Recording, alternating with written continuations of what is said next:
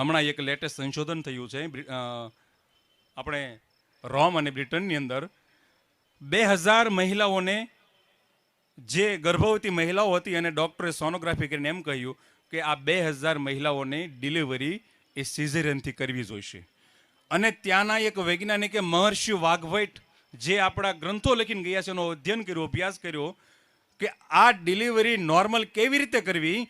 તો વાછરડી, જે નાની વાછરડી છે, એનું છાણ 100 ગ્રામ અને એ વાછરડીનું ગૌમૂત્ર 100 મિલી, આ બંને લઈ અને કોટનનું જે કાપડ હતું એમાં બાંધી અને એક દિવસ રાખી અને એને નીચોવી અને જે તત્વ નીકળ્યું એ તત્વનું 2000 મહિલાઓને પાન કર્યું તો 1870 મહિલાઓને નોર્મલ ડિલિવરી થઈ. વિચાર કરો, આ શું ગૌમૂત્ર અને ગાયના છાણની તાકાત છે.